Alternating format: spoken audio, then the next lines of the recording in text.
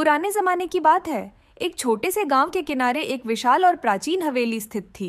इस हवेली का नाम था राजमहल हवेली। गांव वालों का मानना था कि हवेली में भूतों का वास है। गांव के लोग बताते थे कि कई साल पहले हवेली में राजा परिवार के लोग रहते थे। कहते हैं कि एक रात राजा और उनके परिवार का भयंकर हत्या कर दी गई थी और तब से उनकी आत्माएं उस हवेली में भटक रही हैं। एक दिन गांव में एक युवक आया जिसका नाम अर्जुन था। अर्जुन को भूत प्रेतों की कहानियों पर यकीन नहीं था। उसने सोचा कि ये सब सिर्फ अफवाहें हैं और उसने हवेली के रहस्य को जानने का निश्चय किया।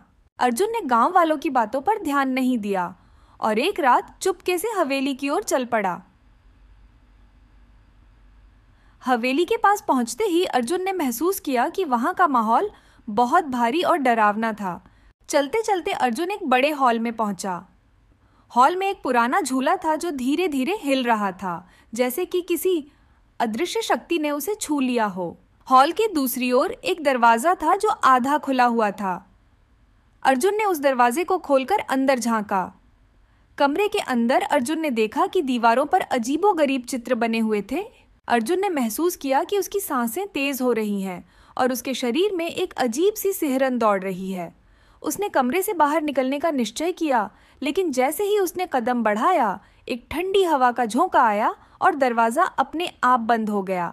अर्जुन ने अपने टॉर्च की रोशनी चारों ओर घुमाई और देखा कि एक कोने में एक परछाई खड़ी थी। अर्जुन ने ध्यान से देखा तो पाया कि वह परछाई धीरे धीरे उसकी ओर बढ़ रही थी।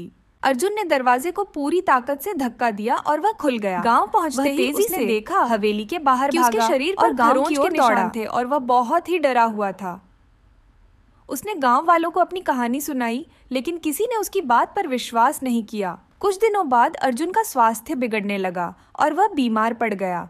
उसने आखिरी बार कहा, हवेली में सच में भूत है, कोई वहां मत जाना। और फिर वह हमेशा के लिए शांत हो गया। उसके बाद कोई भी उस हवेली की ओर नहीं गया। राजमहल हवेली का रहस्य आज भी बरकरार है और गांव वाले कहते हैं कि अर्जुन की आत्मा अब भी हवेली में भटकती है, जैसे वह हमें चेतावनी दे रहा हो कि हवेली में मत जाओ।